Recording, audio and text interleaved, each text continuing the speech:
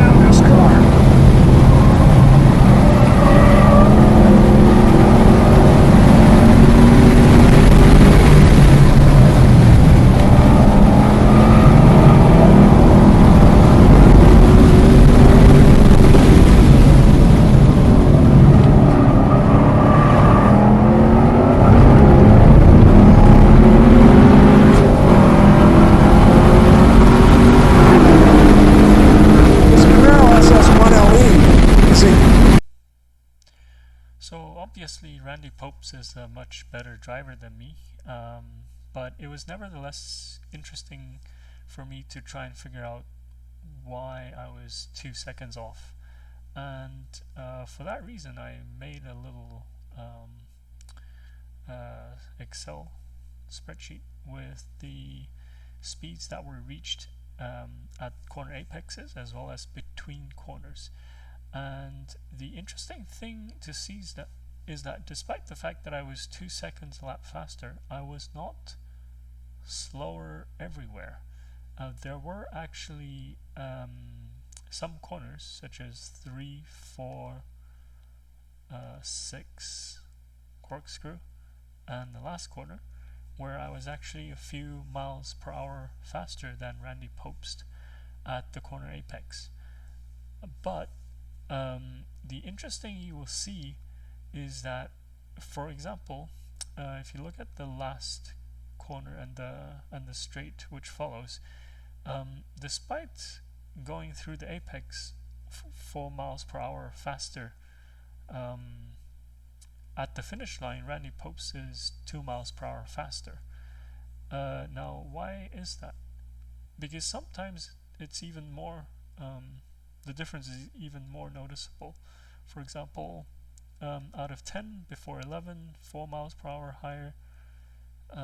Here 4 miles per hour higher, 5 miles per hour higher before 5, 6 miles per hour higher before 4, despite a slower apex speed. So why is that? Did the car of Randy Pobst have more power? No. Was it because that of my windows being down that my car isn't able to accelerate as fast? I don't believe that's the reason. I think the more logical explanation is that Randy Pobst is basically making shorter corners, and by shorter corners, what I mean is, if you think about the data trace, what Randy Pobst is doing is a very sharp V, where he brakes very hard down to a minimum and very quickly gets very hard on the gas to pick up the speed again, where I'm probably making the corners too long. And by that, what I mean is, maybe I'm braking as hard, but then I'm not sufficiently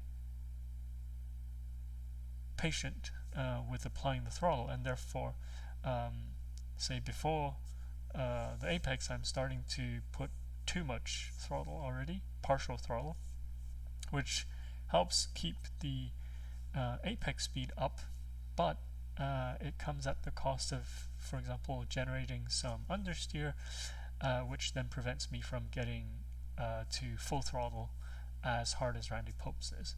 And then corner by corner you add those up, and then you see on all the straights that Randy Pobst is just going quite a few miles per hour faster across each straight. And then once you add all of that up, overlap, you get this disparity of 2 seconds. So I think that's what's happening, and therefore this is quite useful.